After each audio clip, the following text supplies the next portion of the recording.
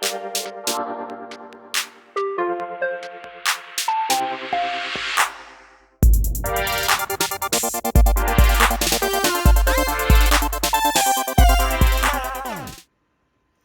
in this video I'm going to be talking about Rome Total War, the board game. I'm going to give you a little bit of my initial thoughts, and I'm going to show you a little bit of gameplay as well. I'm partway through a game, which I'm two-handed at the moment, just to properly learn the rules. And then, so I can take it to play different player counts and all of that. Now, what you can see now is the state of the board. I've tried to keep it roughly in. There's a little bit more further out. In fact, if I zoom out just a little bit more, that'll be better. You can see most of the board game. I've not really tackled Africa or the Middle East at all in this yet. I'm playing the Rome and the Barbarians, as I'll show that in a minute, as the two factions we're playing. Greece and Carthage are in the game in terms of trade partners and allies and all that stuff, but that's the only role they play. Other than if you want to conquer a home territory, it will be fortified, so it's a lot harder to conquer those areas. So really what we got going on is Rome versus the Barbarians, the Gauls as it were, in most instances. So the thing is, Gaul are currently on 9 victory points to Rome's 6. We're playing a short game, which is to 15 victory points. So they are over halfway to victory. We're about to start a new round, so this is why I wanted to show this now. Oops. And what we've got on the board, as you can see, with the Barbarians, they have 4 armies out. With the Rome, only has 3 armies out. So in Gaul, we've got army 1 and 3 in their kind of like home regions, as it were. Pretty bolstered armies, 1 and 3. They're not bad. 3's a bit weaker. Then we've got army 4 down going towards Spain, which again is not particularly strong. But they've been advancing their civilization as well. And then we've got army 2 over in northeastern Europe, and army 2 is again quite a weak army. Now the reason why Rome have only got 3 armies is because they have bolstered those to the max. So we've got armies 1, 2 and 3. Army 1 is maxed out, so it's got all 10 units in.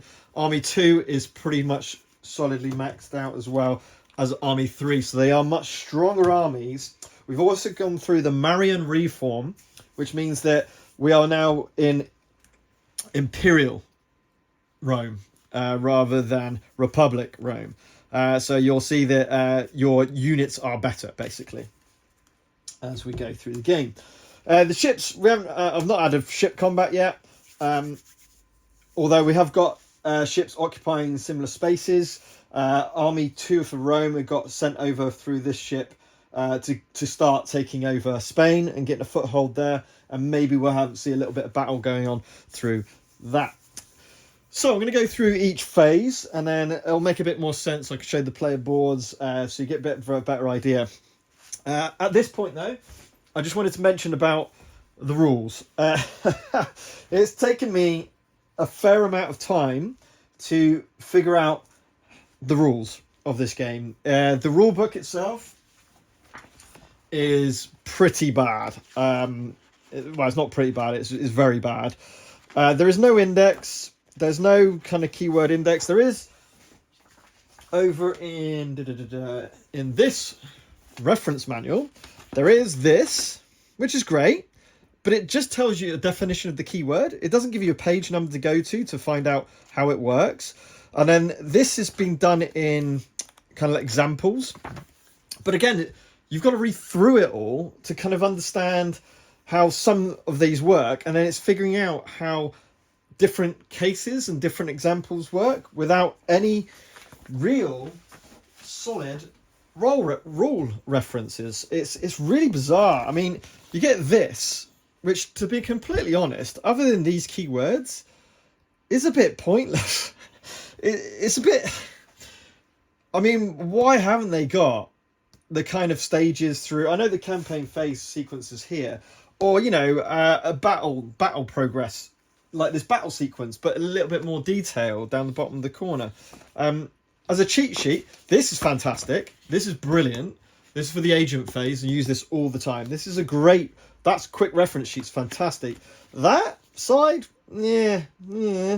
Again, dice color to upgrade, which is the bottom dice, and then it says what the results are. But unless you've read the rules properly, I mean, that's all right. Characteristics, general symbol, great. Troop type doesn't tell you what's core set or anything like that, which is annoying as well. Faction, obviously, good going dice and terrain dice, and what the blacks cancels. Blacks are cancelling and reds are attacking.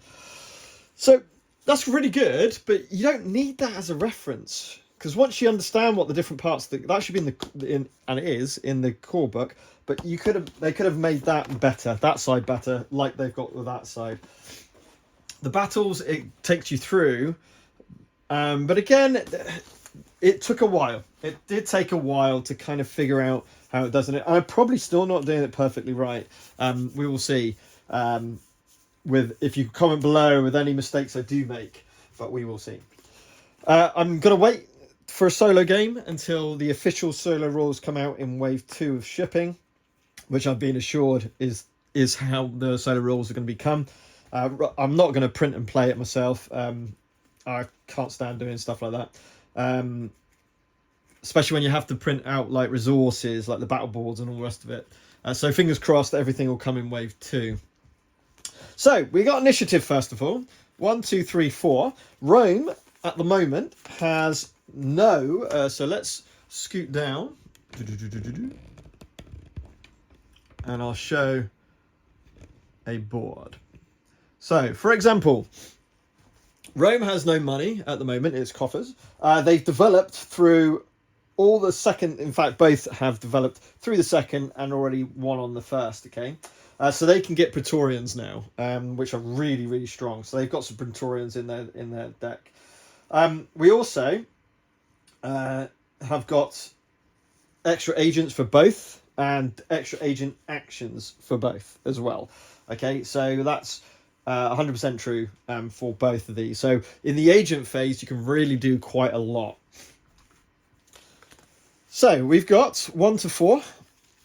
Gaul have 3 coins in their coffers, which they're able to increase their initiative if they wish to go first. And at this stage, you really want to be going first. So we'll give 1 to Rome and 1 to the Barbarians. Now, obviously, I'm playing this on my own. Rome gets 1 with no money, so it doesn't make a difference.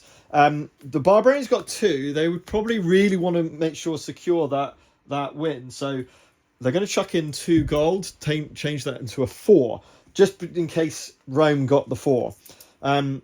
It does mean that they get the initiative, easily get the initiative. So I'll leave the initiative cards with Rome, with the Barbarians, sorry. So the Barbarians are going to go first. So let's bring back to the map so I can show you.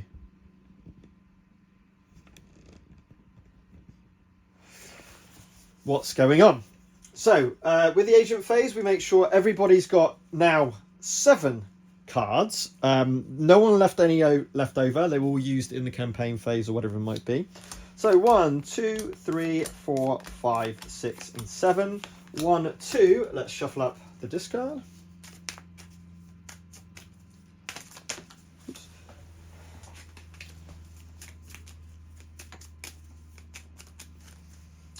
Uh, 3, 4, 5, 6, and 7. So this is where this really comes in play. So we may need to figure out what our agents are actually doing. But effectively on an agent card, you've got the action that the agent can do, which is denoted on there. How much money you can get for it if you just cash it in for money. And then the phase you can play, instead of using this action, you can do this thing. Okay. So we got an assassination attempt. We can do that against a general of an army or against another agent. We've got protests, which puts in, one unrest into your area. We've just got to be a little bit careful because there's some barracks out on the board, quite a few. So we can only put unrest where there aren't barracks, effectively. The wonder counts as a barracks as well. So we can't put unrest in any of these, or here, over here either. Same is true for the barbarians in these two areas where the two armies are at the moment. We've got a couple of them. This one is double agent. So you move to another agent, and then you send them back to their capital, basically. This one is so distrust. So you go to the capital, and then you change the diplomatic status of one of their allies. So we can start to make the others less friendly. In this particular game, that's less use, to be honest. I do also have a block agent. So that basically stops them from doing things. This is really important to get money. This is trading. And currently the barbarians are allied. So they're going to be getting 4 money, I believe. 4 gold for each one. They haven't got a market, so they won't be getting any extra on top of that. Got a couple of trade actions. And then we go back to normal. We've also got catch the enemy, steal gold from a trade action, which could be quite useful. Okay, so I'm gonna have to look at the other cards just in case there's some stuff. General may and 1 main battle card escape from total victory. Cancel. So we've got a couple of blockade actions, haven't we? Oh, no, I haven't. No, thought I did. No, so we've got a block agent there. Destructive storms and beneficial winds. Okay. Just going to check there's not a block actions thing going on. Let's just check. No, we haven't. Okay, so we can forget all that. They're not going to be able to do anything. The Roma are not going to be able to do anything against the Barbarians' turn right now. So it makes total sense to just do some trading. And because I've got advanced subterfuge, we can now play 2 cards per turn. Agents can play 2 cards per turn. So we can play 2 actions rather than 1 action per turn. So we're going to do the double trade action with over in Athens or Athene. And because they are loyal, we're going to get 4 coins per each for a total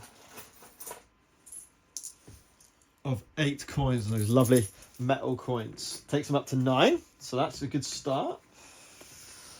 We might try and assassinate something.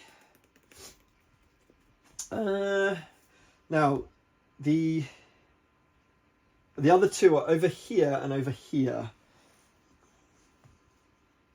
So we could go from Rome, 1, 2, 3, yes. So from Rome, he's going to go across the ports over to Carthenio, so they can move up to 5 each. It's going to go for an assassination attempt. And as it says, if you go against another agent, you get to roll 2 red dice. What we're looking for is we're looking for a skull. You kill it. If I could roll an X, which is actually quite likely, then my agent dies. So skull. Sorry, an X. So we're looking for an X. Sorry, not a skull. We're looking for an X. We don't want the S. The S means that our agent dies. So let's have a look. And we get to choose our best one, I believe. Oh, wow. Okay, so nothing. 2 skulls means nothing. Because it's not a general. If I was going against the general, that would be perfect. Okay, so that's his first action. He might as well sow distrust. To put 2 unrest tokens into their capital. Oh no, sorry, what am I talking about? Where are we at? Where am I looking? I'm over here, aren't I? No, I don't want to do sow distrust. What am I talking about? Sorry, wrong agent. Do we want to do anything with that agent? I could send him back. But what's the point? He literally can just come back, so that's pointless. I'm going to keep this card, which is a block agent. So I'm going to keep that card. So I'll leave that there. I'm going to keep those and put more into somewhere. Where should we go? Yeah, so this one here is going to go 1, 2, 3, 4. And it's going to so... See, that's worth keeping as well. So I'm going to use this one. Chuck a bit of unrest into Syracuse. And I'm going to use this one just to get 2 money.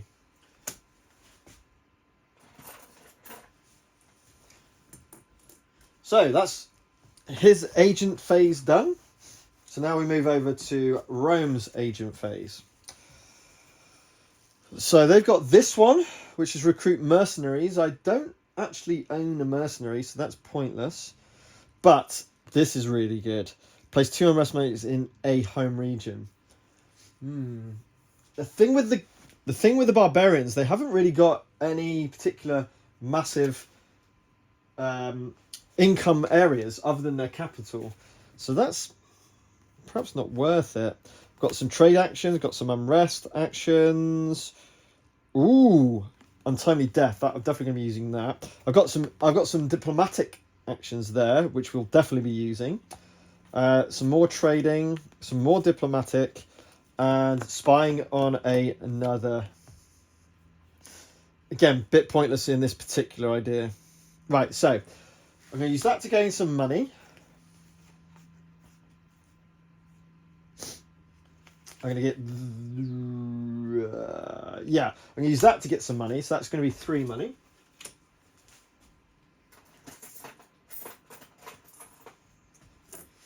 Then we're going to trade. So we're going to use both of these, one on each of one of these. Oh, the untimely death. Do I want to get rid of that? Oh, I've got another untimely death. Happy days. So we're going to use these two to improve my relationship with both Carthage and Greece. Carthage and Greece up to maximum friendly. Then we're going to do a trade action with this one here. And while I do that, they are going to play this card to steal gold, take 50% from one trader, rounded up. So, so normally it will be 4 gold.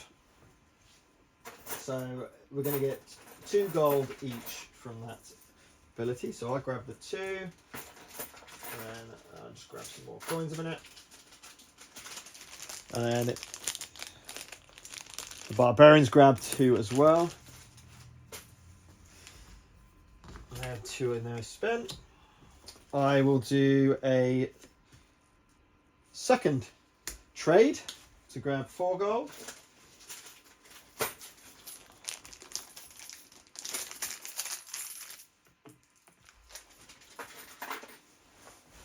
Okay.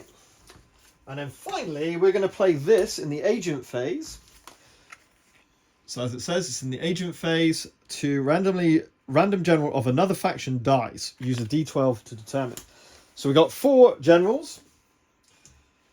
So we're going to go 1 to 3, 4 to 7, 8 to... is that right? No.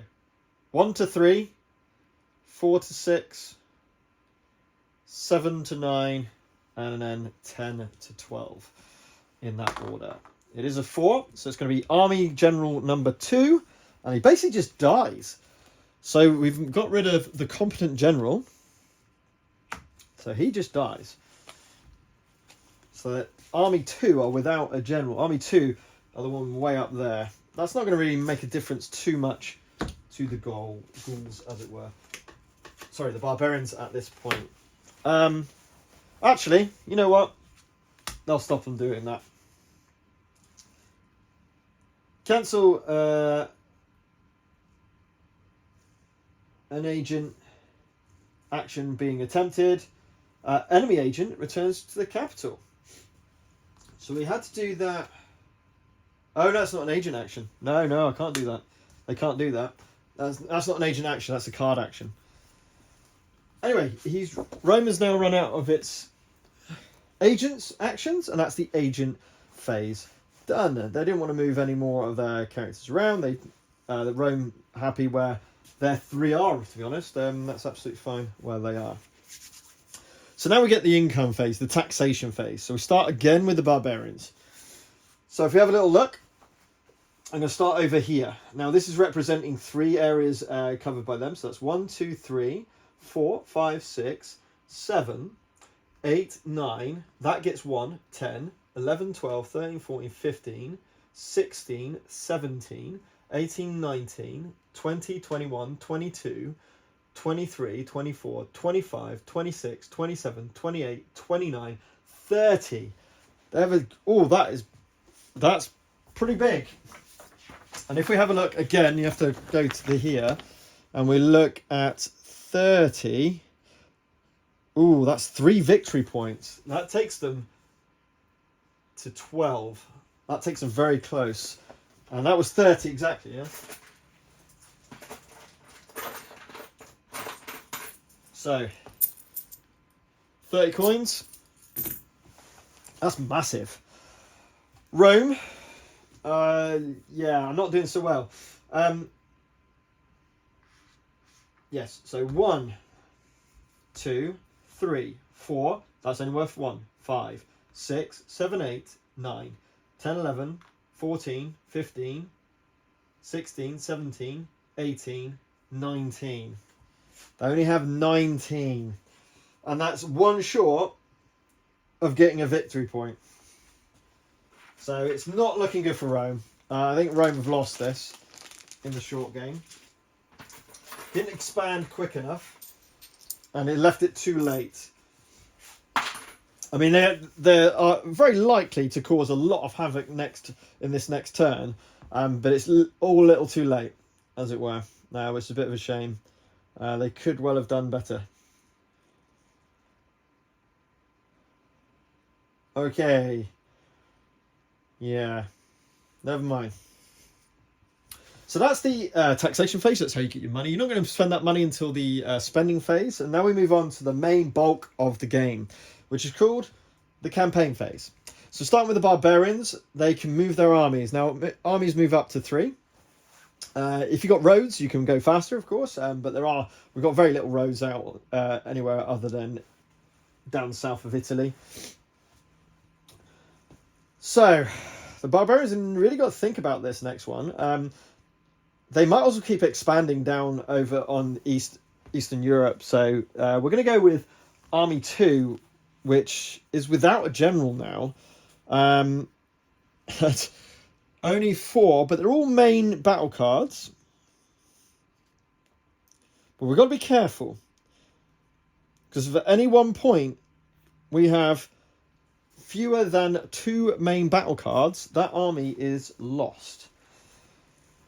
So we will give it a go. I don't want to go and take on this, so we're going to come down over to here.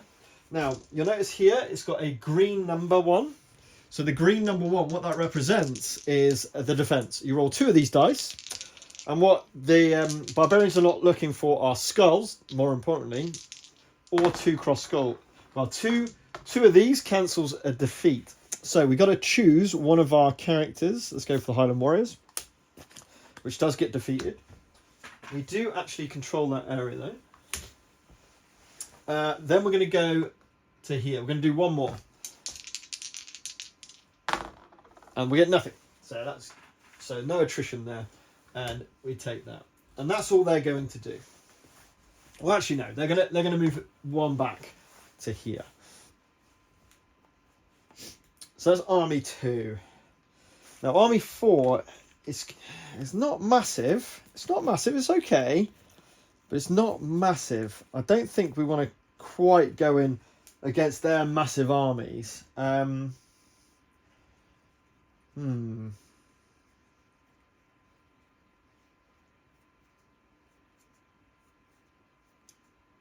I don't know how you get to here. There's no port. And no dotted line. That's a weird one, this Belair. I've just noticed that. Because the Rome would have taken that and got its 20. How'd you get that? You know what? I'm going to say that they did. I've only just noticed this one, and they would have been absolutely fine, which would have gave them at least a victory point in their taxation phase. Right. Don't know.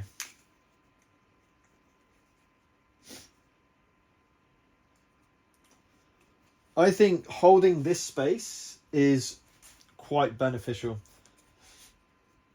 So actually, they're going to stay put and do nothing. Now, do we try and start peppering down or just hold for defense? This is a hard one. So victories give VPs, but also home regions do. So I think we're in a little bit of a worry here because Rome could basically start taking over this area and go 1, 2. They can at least get 2 victory points. That's dead easy. These can come over here, try and destroy an army, and try and get VPs as well. So they're going to do a bit of an unusual thing, I think. At this stage of the game, to be fair, Rome's kind of left something a little bit open. So what we're going to do, actually, is we're going to send Army Group 1, I think, our strongest. Yeah. Let's send Army Group 1 across the border into Mediolanum. Now, this is not a home region, so all I need to do is roll the 2 green dice. Oof, and we do have to take something out. I'll take out Highland Warriors. But then that becomes Barbarian owned again.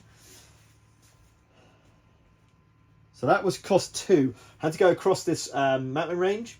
So that cost 2 to go from there. So they've got 1 movement remaining. So they're literally going to come over to here and try and do the same over there.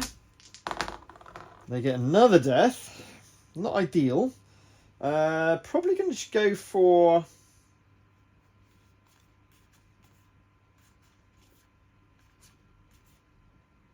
the heavy calves. No, I'm going to go for another Highland Warrior. So the reason why I did that is 2 reasons. Now that army is isolated. They have not got a route back to, at the moment, back to their home capital. So with Rome not protecting their homeland, it makes a big difference.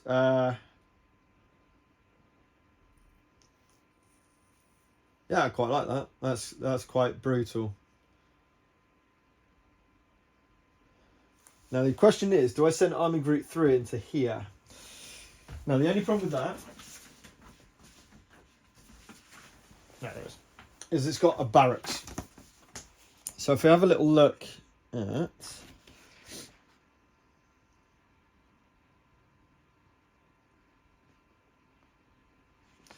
was here we go.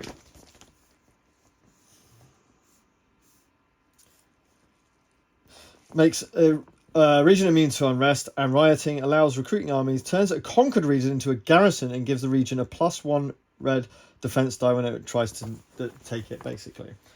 So that's all it does. And so it's got a garrison, effectively. So what you do with this, even if there's no defending army, the region's garrison must defeat, conquer it in the assault. A garrison is seized by a gold value region, whether it has barracks. The attacking army must defeat the garrison in assault. A region with a garrison rolls red skull dice against the attacker, rolling its gold value +1 dice, plus an additional dice if it has a barracks. So, in other words, a 2 gold with barracks would be 4 dice. So if I wanted to go against this, it would be, it's not a home region, so it's just a barracks, so that would be a +1. So it'd be 2 greens and, sorry, no, it wouldn't be. It would just be 1 red It's gold value +1 plus an additional dice for barracks. Oh, so it's 1 gold, so it's 3 red dice. The invading army takes damage, but does not yet conquer the region. The attacking army makes an attack roll, rolling 1 grease for every infantry main battle card, plus the good going dice from any artillery cards, plus a dice for its general, as shown on the general card, which is these higher dice. I've not done one of these yet, so let's do it. Let's see what happens. So Army Group 3 is going to go 1, hang on, is that, yes, 1, 2, and then into here for 3. So because it has a barracks, that is a home, that it counts as a garrisoned. Yep, into a garrison region. So we're going to follow this as it says. So we're going to get 3 red dice for the garrison. This is the attacking onto Army Group 3. So that's 1 death plus another death. So that's 2 deaths to Army Group 3. Oh, that's not good. So I'm going to get rid of the Javelin Man and... This is a tough one. Now, it has to be feet we want. So I think I have to get rid of the Cav if I want to take this. So we lose 2. That's a bit unfortunate, but now we get to attack. So I've got 2 infantry plus a white. So 2 infantry plus a white from my general.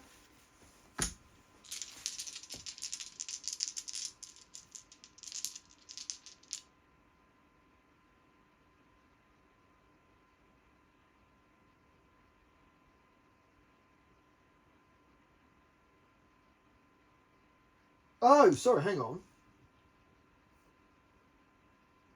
Yes. Oh, this is brutal. So hang on, I got 2... Oh, I've got no chance. Oh, it's close. But I would have needed to get the same a greater result, which was never going to happen.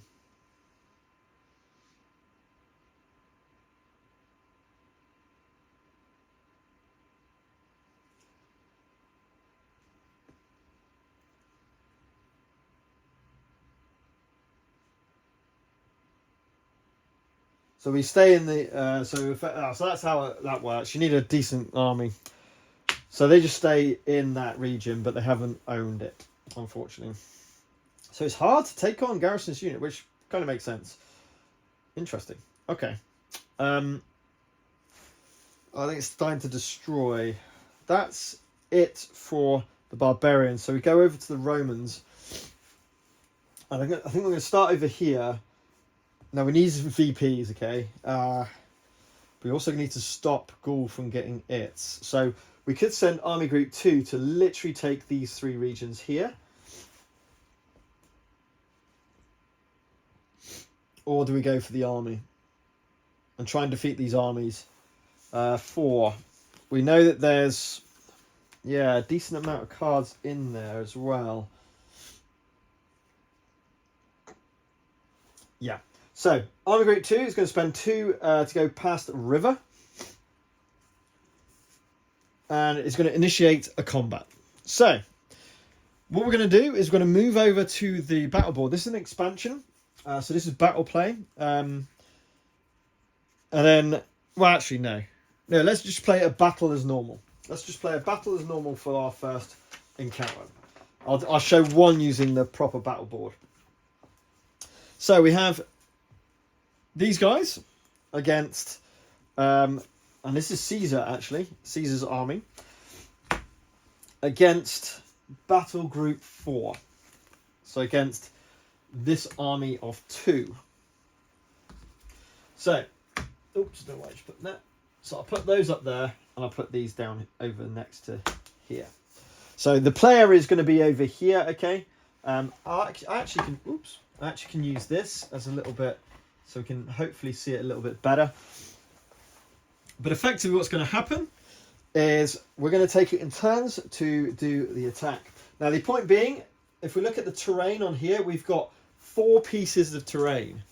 So 4 pieces of terrain is quite massive. It means we're going to have 4 battles in the terrain phase of the battle sequence, fighting for terrain, okay? So that's going to be the main phase of the game.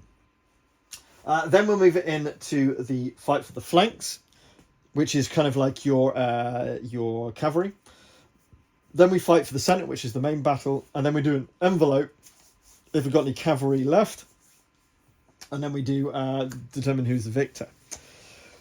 So, the point being, 5-star against 2-star means we get to see 3 of the barbarians as they put them out. So the first round of battle, he's got some javelin men that he's got as a skirmish. So he's going to play out as javelin men. We would see that. And I've got my veletes. I've still got a skirmish unit, so I'm going to chuck in my skirmish unit against that. Because they're both skirmish, they get to attack simultaneously. If skirmish was going against a non-skirmish unit, and skirmish I mean by the little bow and arrow on there. If I didn't have a skirmish, then the skirmish would get to fight first and then go back behind their general. So they'll basically go straight out at the start of the battle and probably don't get killed. But anyway, we've got a simultaneous battle with 2 skirmishers. We look at their terrain dice, as we can see here. We've got 2 whites with veletes and 1 with a javelin. We've also got a kill on both with S's. So the veletes only get a wound. That's what a little cross sword and a bow and arrow mean. So we both get wounded, which means we don't go back behind our general. We tap them, we put them on their side. That shows that they're wounded. So that's the first round. Second round. And it's them to put forward first. So I think we're just going to go with a Highland warrior. So I'll put it on top. We actually see what they put out. So they put Highland warrior. I'll probably just put an Imperial Legionary. I'll keep my Praetorians until the end. So I'm going to put out one of those. So they're both on green. They do not get a kill. The Highland Warriors actually get a kill on S's, which is pretty brutal. So let's just see what goes. So the advantage with the Highland Warriors, but we knew this was going to happen. So they get wound, which is actually going to kill off these. So there is 1 dead unit. And then the Imperial Legionaries fight back, and they also get a wound and kill off one of their guys. Now, because this is we're in the terrain phase, what happens is after they've attacked, they go underneath their general in the terrain phase. So now we move on to the third of 4. And that worked well, so let's chuck in another Highland Warrior. I'll probably just go with the Imperial Legionary again. I think that's my best play. Yeah, I don't want to kill off anything else. Okay, so green and green again. Highland Warriors do get the kill. Imperial Legionaries get nothing. So advantage the Barbarians at the moment. They have now run out. So the 4th and final turn, they're going to put in their Soldrui, which are really, really strong units.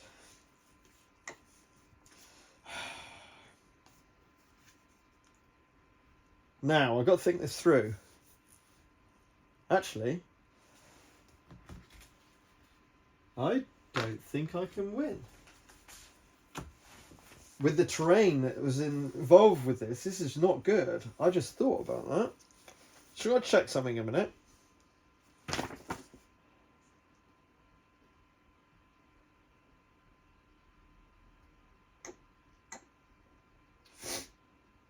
Oh, that was right.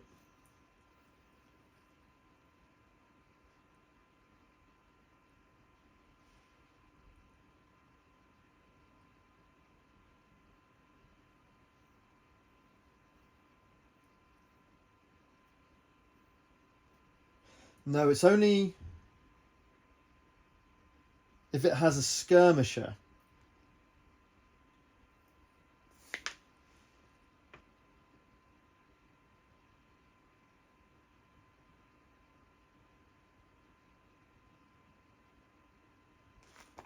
Oh, okay, sorry. Only the skirmishers go behind. that makes more sense. So they're actually out in reserve along with this one. So that means that I can actually attack them, which is good. Okay. I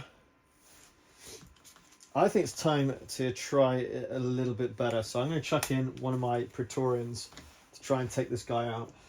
So he's rolling yellow, which is really strong. He gets a wound.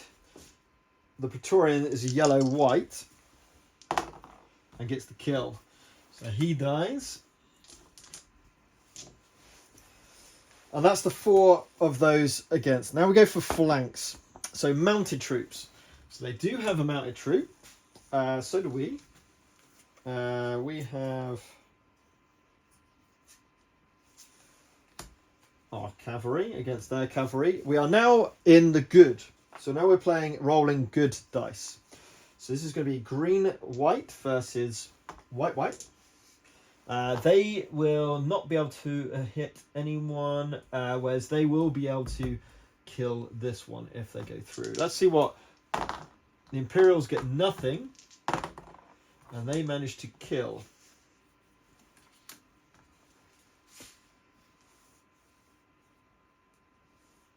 And that's it, because it's the lowest number of cards.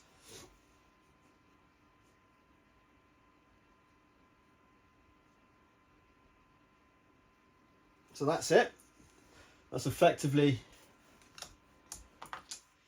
the flanks. Well, now we do... So, it's the remaining foot troops now.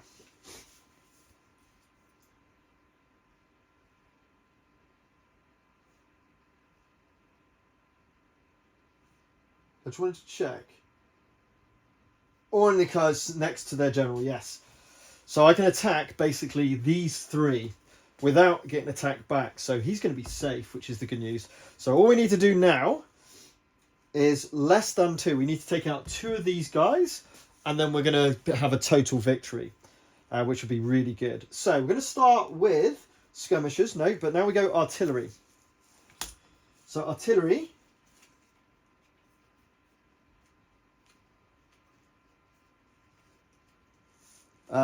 going good is a black-white. So let's go for the chariots as they roll S's for kills. Oh, I managed to kill the chariot. So that's the one down. Then we'll go archers next. So first archer. Going against one of the Highland warriors. S. No. Does nothing. Then we go again. Is a kill. And that's all we needed to do. We will put the Praetorians out just for completion's sake, which is a red and a white. And that's the kill. Defeating the army in total. Awesome. I still have one left over to go. So the way this works is you look to determine the victor, which is the final phase. We didn't have to do the envelope phase, but we're basically remaining mounted troops do an envelope.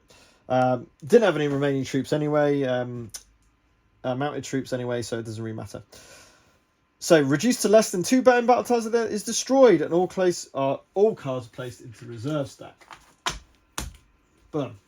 So that army is being defeated. We'll take that off the board as well.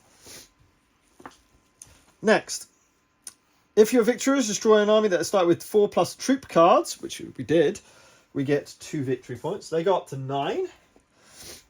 Then you recover up to 2 of your troops. So I get to recover up to 2 of these. We'll leave the Imperial Legionaries. Then we get to upgrade. So 2 troop cards can turn into veterans. Now, the question is, do we have some veteran Praetorians? Because that would be ridiculously strong. I don't think there are. There are not. So, so we got a couple of veteran of those, I think. Or no, I'm gonna do this. So we one of those and replace that out with the upgrade. Whoops. And then one of those and replace that with an upgrade. Those two go back into the army. Those two go back to supply or reserve. And therefore, we have not actually lost any characters. The final thing is, I can't actually do it because I've got maximum, and I've completely forgot about his abilities as well, which I should have been looking at. I completely forgot about that. Reroll agent dice, roll for agents within 4 land regions. Didn't know that. Increase or decrease the difficult terrain by 1 level. I would have 100% decreased it by 1 level. An army not destroyed if down to a single main battle card. Wow! I remember those for that army. That's a really strong army. Now we've defeated them, we need to roll our 2 green dice and see if we can take over this area. We can. Don't worry, 1 doesn't do anything. So we do take that area as well. And with our final action, we'll come over to here. And S, we will lose our skirmish unit. So our velites are actually defeated. But we do take that area. So let's just put 1 in there and 1 in there. Awesome. The reason I can go through here is because the mountain range, it takes too much movement. So that's Army Group 2 finished. 2 victory points per victory. That might be worth it. That's Army Group 3, which are here.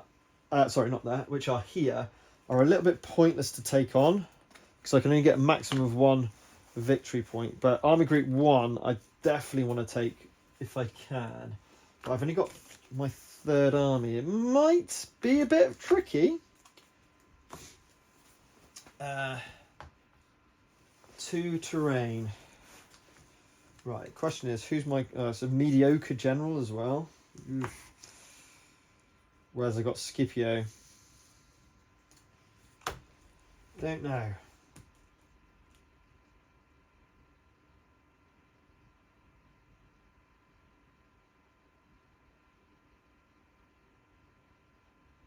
So that would be... If they attack into here, it would be 1, 2, 3 red dice. But I'd be rolling a lot of dice. I'll be rolling 1, 2, 3, 4, 5, 6, 7. 7 green dice and a yellow dice.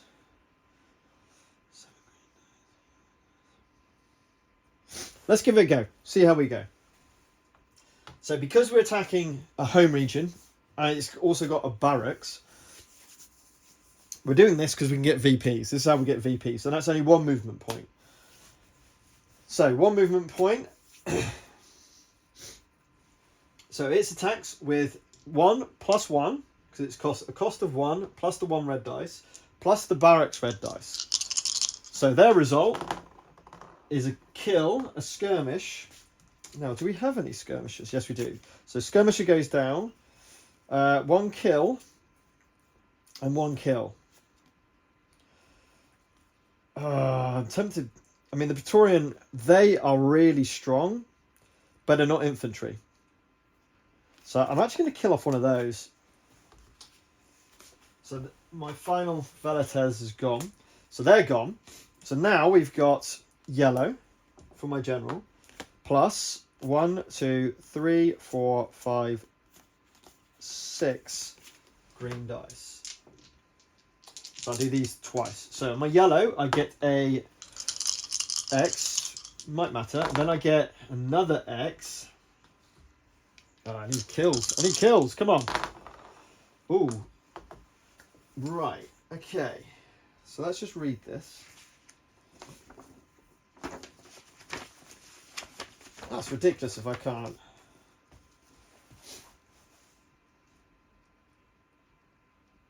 Yep.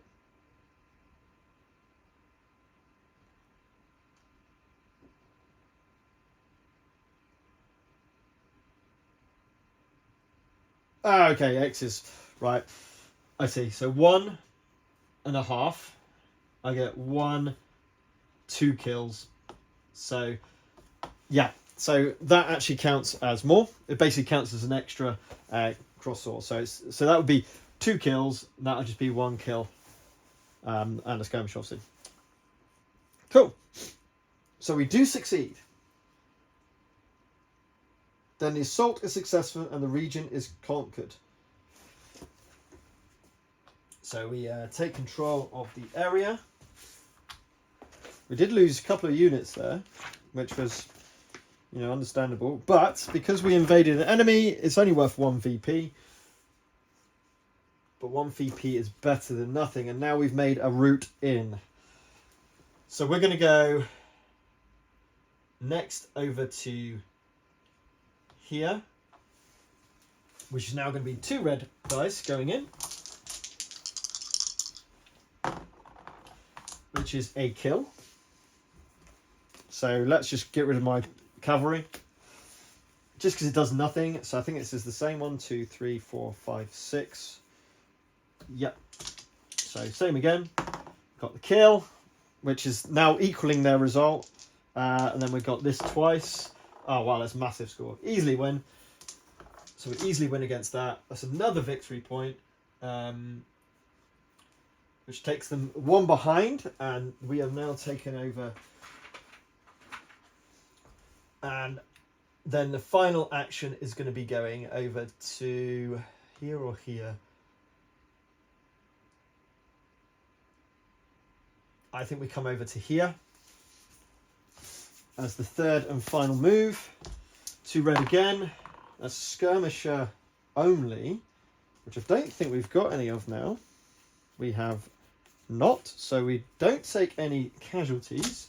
Then we've got the same dice again, and we easily win again, even with before rolling again. Yeah, easily going to win with a strong army like that, which gives us another victory point, puts us level on 12 victory points, and stemmed their income, hopefully, to allow the win. Now, the question is, that's the decision Rome needs to make now, is for that final stage,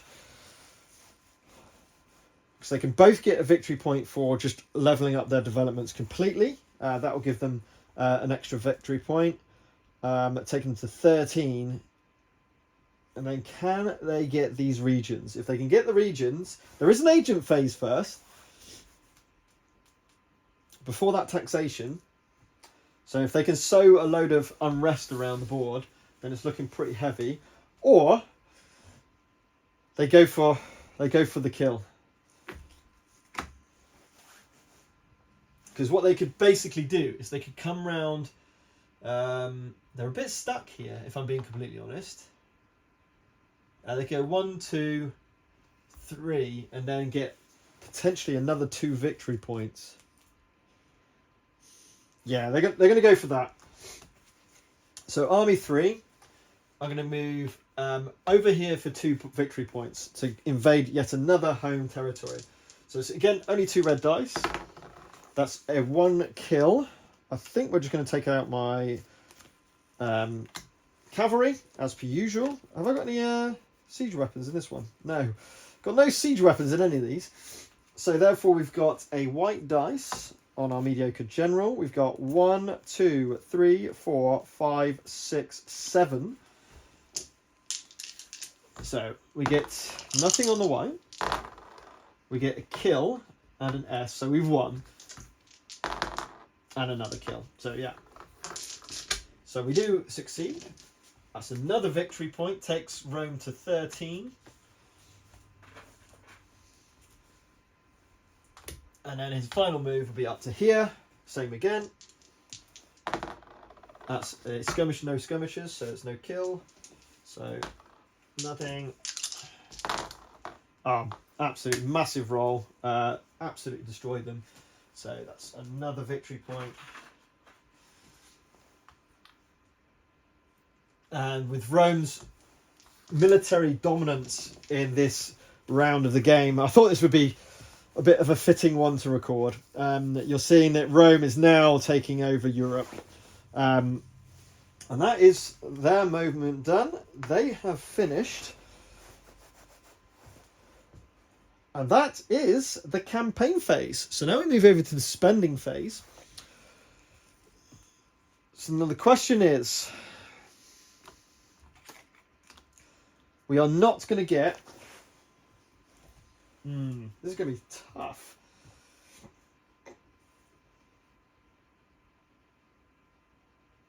We will finish a round. The point being, the round will be finished. The Gauls are literally sitting on the door of Rome's home territory, so they could get a ton of victory points. However, do they leave their home territory completely undefended? Is the other point. This is tough.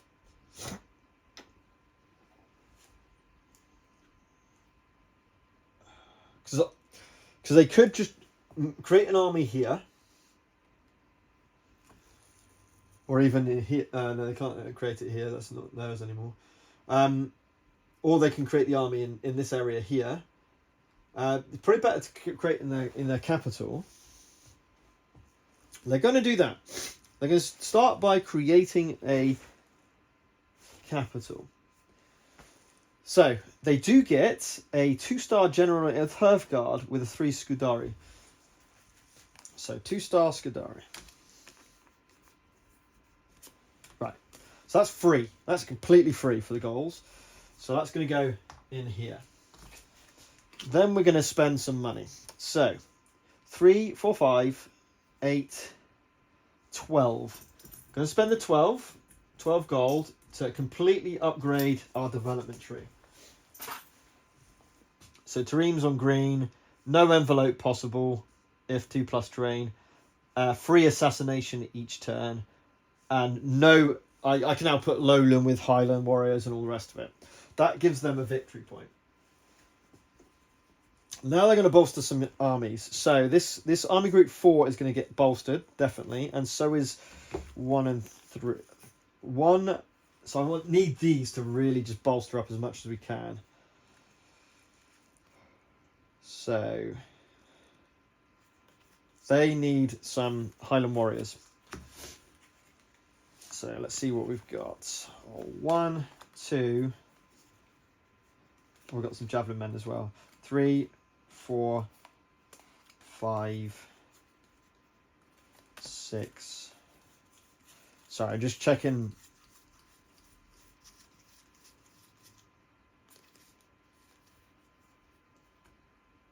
Okay. So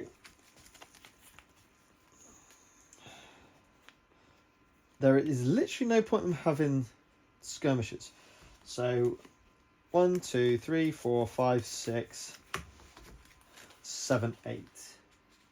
So I grab them 2 for 4. So that's 4 to recruit for them. So that's Army Group 1. Army Group 4, which is probably the ones that are going to fight, I'm going to grab 2 javelin men, 2 Highland warriors, then some are there any noble cavalry left? Heavy noble cavalry. Noble cavalry. This is probably going to be the fight that we need to win. So I grab 2 of those.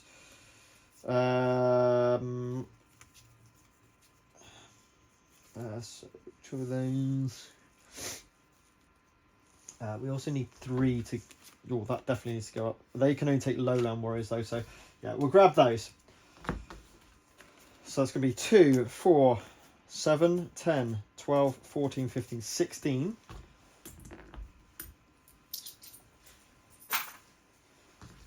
And now that is a pretty big army.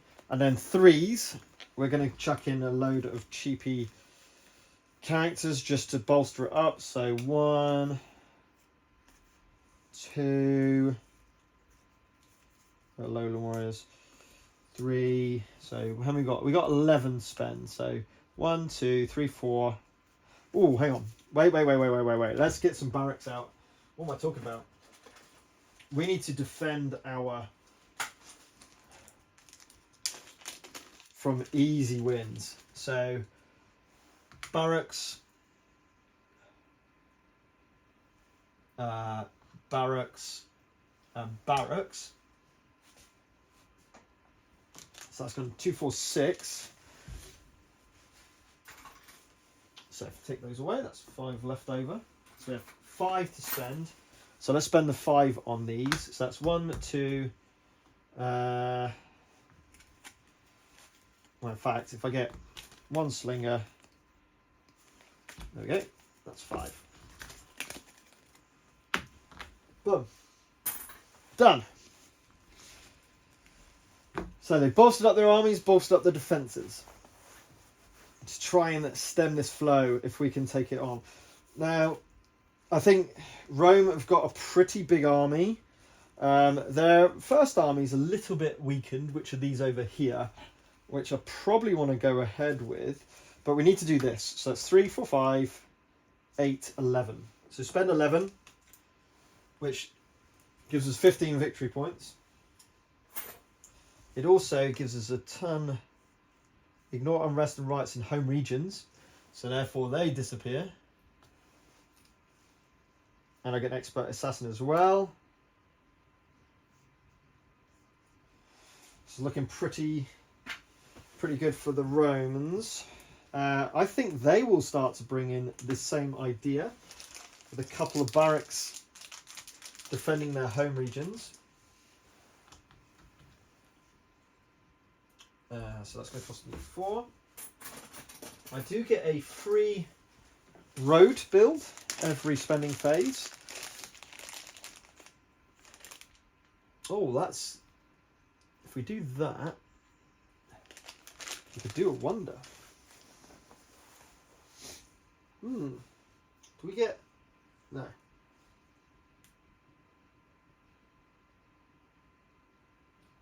Completely forgot about sea battles. I could just done some sea battles, but maybe we'll do that as well. Let's see. So that would cost me a wonder. Would cost 6? No, I can't remember. Just going to find out how much a wonder would cost. That's not what it does. It counts as a. Nah, there's no point. So actually, I won't put it there. I'll put it here. Let's get their road system built, as it were. They've also got a market, so their trade action should have been more. I just completely forgot about it. Let's bolster up. Well, let's chuck in an army, shall we? Let's chuck in an army. So it's going to cost me 2 gold for the mediocre general. Then, well, they cost 3 each. Oof. We'll get one of those. One of those. One of those. One of those. So that's going to cost me 2, 4, 6, 8, 11. I'm going to chuck that. Lovely.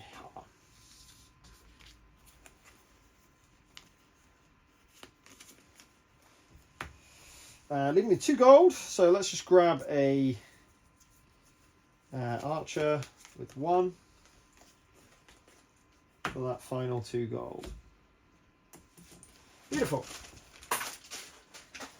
So now we've spent. That's the end of the round. Oh! Wow, okay, so I just... I didn't even think of that. Rome has now got the 15 victory points, and I believe that is it before we even move on to the next round and initiative, taxation, all the rest of it. Your faction markers. When the first player reaches the required victory points for the chosen trigger point, this becomes the final round. Finish the final round, and the player with the most VPs is the winner. Boom! Done! There you go. So that is the gameplay element of Rome Total War. That was just literally one round. That was one round. Took about 45 minutes. to an hour to play that round, but this was quite far into the game, as you saw. It's right at the end of the game, in fact. I didn't get to show the battle play mode on the board, but effectively, let's just go first armies against each other, and I'll talk about what the battle mode is and how it works. So let's bring that over here.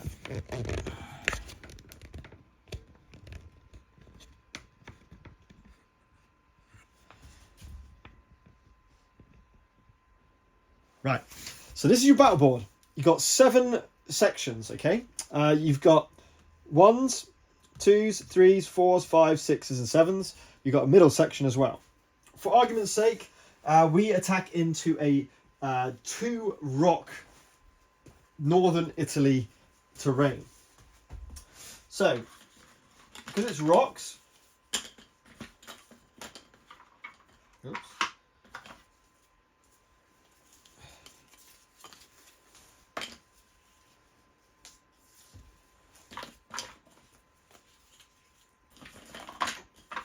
We grab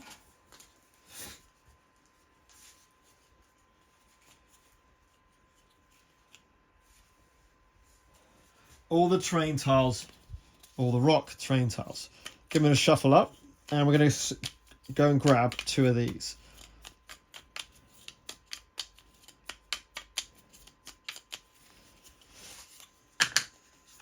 So we've got a hill on 5 and some rock on 3.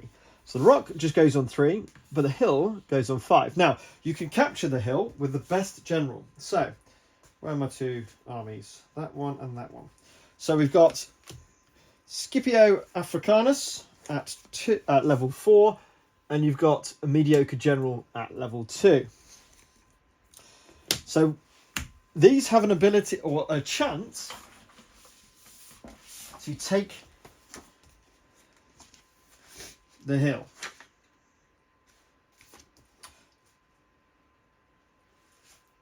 So on the upper dice, which is yellow, we're looking for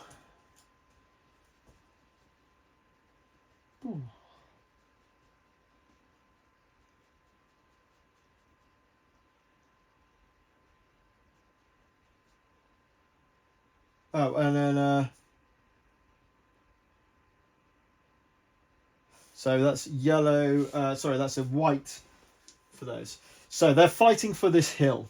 So this is a white dice, gets nothing. The Scipio gets nothing. So the fact that it tied off means that basically the hill stays in the middle and just counts as terrain. So no one gets the hill, no benefit with each other. Now we go to deployment. So they will need to deploy before us. The rule is your chariots and stuff need to go on the outside, and then the everything else goes in the middle. You can stack up skirmish if you wish to. So I think what we're going to do is we're going to do this, this,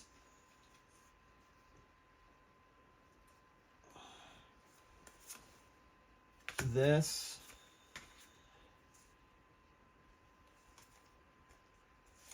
this,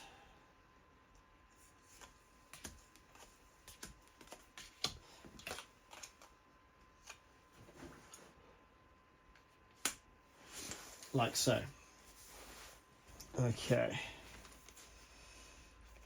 Well, this may not be very good. So we'll go over here. Just don't trust that. Then we'll go.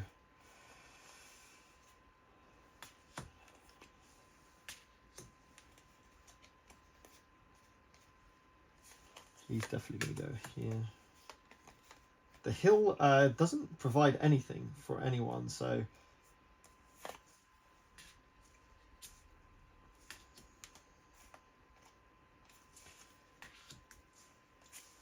and these are kept in reserve. Okay, and we'll go.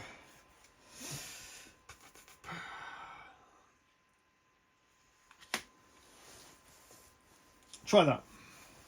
No, not there. Yes, there. Right, so now what we do is reveal it, and we would have seen more of these anyway. So you have these different battle zones. That's fine.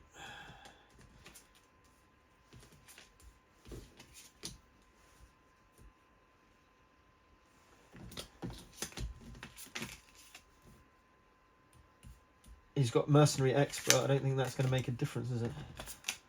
What's Mercenary Expert do? Just quickly. Doesn't say.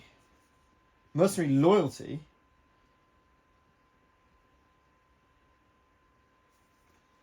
Don't know. No idea.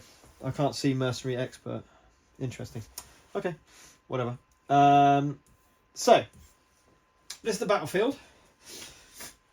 The highest general gets to decide on what to attack first. Now, the way this works, it goes again through phases, as you would probably expect. We start with the impact phase. And we start with artillery. There is no artillery on the board, so we can forget that one. Then we go to skirmishers. There's only one skirmisher on the board over there, the pony riders. So we're going to start with the skirmishers. So the skirmisher is going to attack through. It's no terrain going through, so it's just the black dice they get as normal. And they get the S. The S isn't going to do anything because it's not in good ground. So that's the skirmisher done.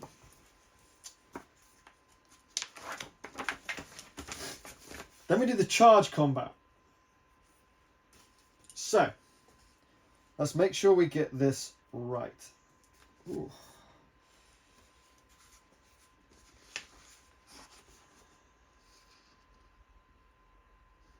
Oh, we've got bowfire first, haven't we? Oh, sorry, bowfire before the skirmishers, actually. So we've got two bowfires that we can go against here.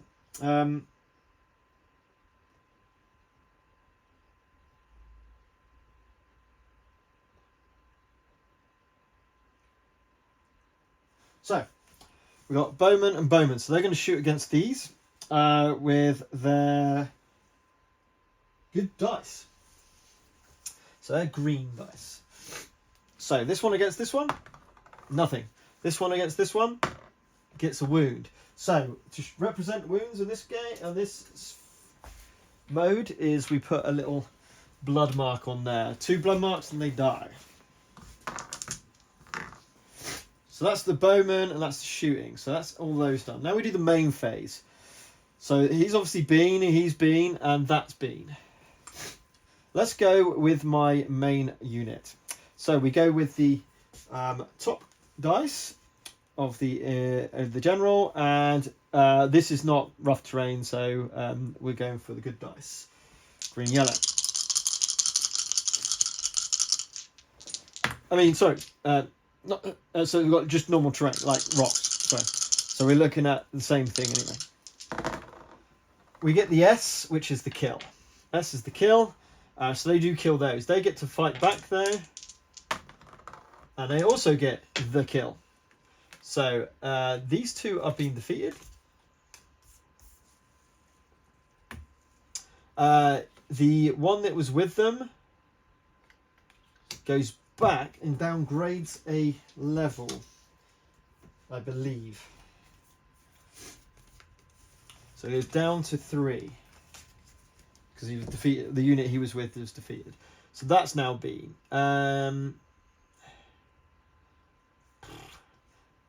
Let's do this flank here. So that's yellow white. Gets a wound, and then green white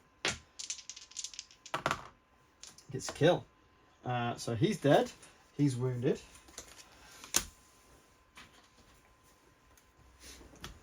I think we're doing this right. Let's just check on that. I just wanted to make sure. Yep. Then we'll go for this. He's already attacked, so it's just him against him. White dice gets the wound. This one.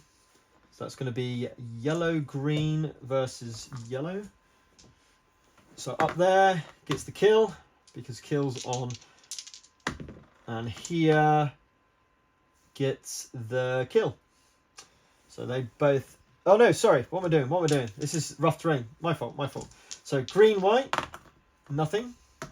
Yellow, nothing.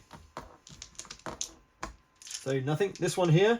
So we've got a white and a red up here, and we've got a yellow and a white down here. So this is going good. S is enough to do the kill, but he gets the kill back. So again, that general just dies because there's no general to replace with, but he also dies as well. So we're going across.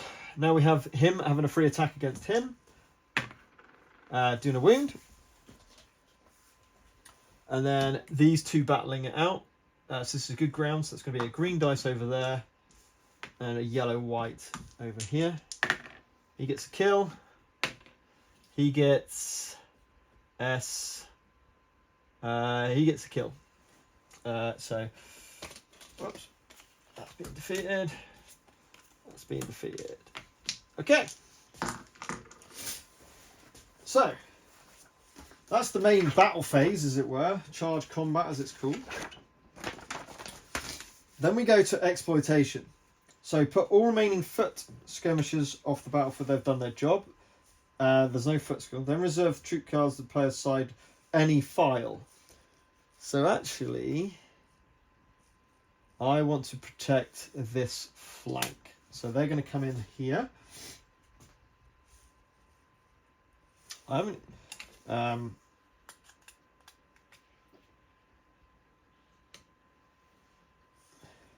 So these are running up forward. So they're going to outflank them, which is looking bad. So therefore we go against the melee. So this is going to be a... Is that right?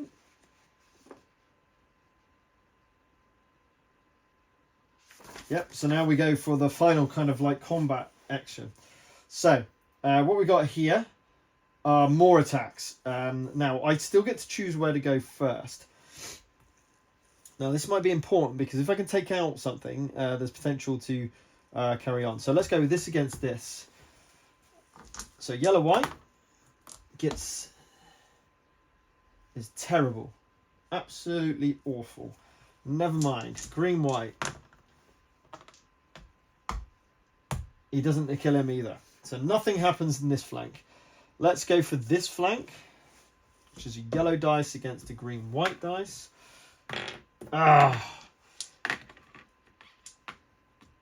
Kills him.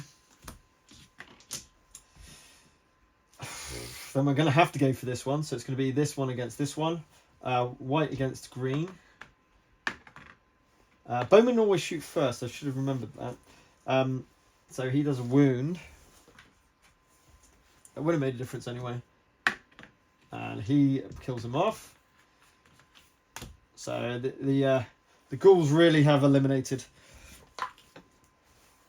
Then this happens. So he gets a free attack with a reroll. So white dice on a reroll. Nope. Yeah.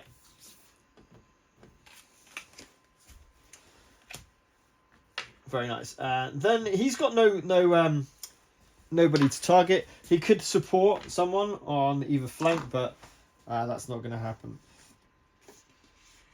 Right.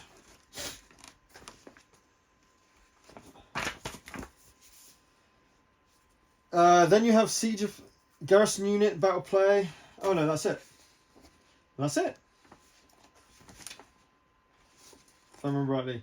Exploitation, and then the melee combat, and therefore if they drop to a single main combat card, which they have because that's a skirmish card, so they only have one combat card, they are therefore defeated. So they would be completely lost. What's they doing? Oh sorry, he was part of them. Yeah, they were completely gone. So the Roman army is routed. and their entire army and general lost, they get 2 victory points, and get all the bonuses from that as well. So it's a little take, a little bit more tactical, a little bit more meaty than just playing a card out, a card out, a card out. It's quite nice. I quite like it. It doesn't go on for too much longer, and it's quite a nice little variance to the game. So that is my gameplay of Rome Total War, the board game. The final round of the full game, a little bit of an example of a battle play. And is it battle play? I believe it's battle play expansion, yes, that we just did there. So my initial thoughts on the game. The rules are pretty horrendous. I've got to say it. Unfortunately, it's a real shame. It was really hard to figure out what was going on. There are some videos apparently on the site, but I watched them before receiving my game. I did watch those, not fully, but mostly, and they are good. But I think this is a classic example of where you've got a designer of a game creating a rule set and making assumptions of the flow of the game a little bit. Now, someone has rewritten the rules apparently. I don't think it's a member of CNCC Games or Creative Assembly or anyone. I think it's just a fan or a member of the community has redone the rules to make it so it makes a bit more sense and it's a bit easier to set up. Also, the lack of solo play rules and components in that base game was disappointing. Yet, as I mentioned before, I have been told now that it is coming with Wave 2. So as long as it comes, I don't think that's a problem. I think as long as the solo rules come through, that's not a problem. I really love to play this with a dedicated solo rule set. The gameplay I really like. I really like the gameplay. I think this will really shine if you've got 4 people. I think that's the other thing, is just playing it with 2 factions, even though I was playing them dual-handed or whatever it might be. It was good. I really enjoyed it. I really enjoyed the game. I think the gameplay works. It mimics the computer game really quite well.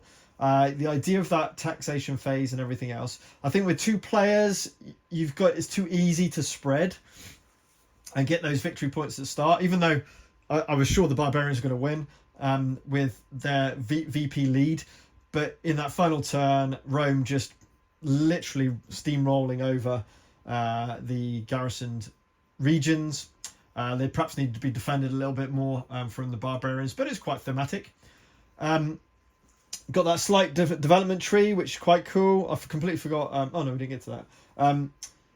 The Rome, I like the Marian reform with Rome as a faction, which gives it a slight different take. Buying units, bolstering units, deciding where you're going to go, the trade. You can make alliances, obviously, with multiplayer as well. Changing your alliances with each other, which is cool. I don't know how that works with. That's a good point, actually. Because here we go. Request an upgrade from enemy to neutral, neutral to friendly, or friendly to ally. If opponent agrees, move faction marker up on both diplomacy markers and faction boards. So it's not a guarantee. The other player has to decide, yes, they do want to do that. And obviously that really helps you in the trade, because each faction trades. You can only one trade with each other faction can be initialized and play on their turn, which I think I might have done a little bit wrong there, but it doesn't really matter. But that gives each of the players, that's an incentive to go allies. Also, you can move through your allies' regions, which is quite cool. So I can see this going as a kind of like 2v2 almost. That could be quite cool. Almost, until you're trying to get those victory points. I think this will shine in a 4-player. It will take a long time. I think it'll extend the gameplay. And honestly, I'm looking at 4 hours minimum in a 4-player game, maybe even 5 hours if they've not played the game before. I think this could be quite a meaty game in terms of length. And that's why this is my initial thoughts, because I really need to play it 4-player. I need to see how it plays properly in that multiplayer aspect. I also want to try, as I said, the solo rules properly. And then I'll have a bit more of a detailed review of Rome Total War, the board game. But my initial thoughts are a good game, a good adaptation of the video game, a very poor rule set. But once you get the idea of how the game plays and the gameplay flow, it starts to make a bit more sense, and it does play quite well. I didn't really play the sea battles again on this particular one. We played a short game. That was a short game, 15 victory points. But you can see by conquering these home regions, the story and how this played out was awesome. Because the Barbarians effectively just expanded. They expanded at a really high rate. Rome started to build up their developments and build up their armies and build up trade. That's what they did. Then, with the Barbarians spreading so far out, they did actually get an advantage of that taxation. They got a hell of a lot of victory points from taxation. And it was looking very, very dire for Rome at the start of that final round, where they were quite far behind in terms of victory points. But then the campaign phase came along. Perhaps the Barbarians should have started to attack the Rome armies just to try and pitter down their forces, to try and give them less of a chance to steamroll through Europe, as exactly what they did from Central and Northern Europe. But it was awesome. You know, that's very much thematic to what you imagine it would be doing. They would have spread, all these barbarians spreading, and then Rome quelling them, crushing all the defenses and rebellions as they went through, and spreading Rome throughout. And they actually had, at the end of that game, just to show, I mean, if we look at Rome and their presence now, especially compared to what it was, 1, 2, 3, 4, 5, 6, 7, 8, 9, 11, 13, 15, 18, 19, 20, 21, 22, 23, 24, 25, 26, 27, 28. They're suddenly on 28 taxation instead of 19 from before, or 20 from before. And obviously they've minimized Gaul as well. So 1, 2, 3, 4, 5, 6, 7, 8, 9, 10, 11, 12, 13, 14, 15, 16, 17, 18, 19, 20, 21, 22, 23, 24. So yeah, Rome have actually taken over from the Barbarians in that round. Yeah, pretty impressive, but very cool. It definitely has that story element. The stories come about even from that little first practice game. I do like that. I really like the cards with units. I think this works really well. There are limitations for what you can take, but you know, I think more siege items for Rome is 100% something that I would probably follow through with next time, just so that you can properly take out those home regions easier. That would be cool. The ships, again, would be interesting to see how they won. Maybe the Barbarians should have gone and taken over England and taken those 3 victory points. 3 taxation points as soon as possible. Interesting. Very interesting game. I quite like the miniature upgrades. This looks quite cool. Having the market and the barracks inside some walls. That's quite cool. I do like that. Nice little touch.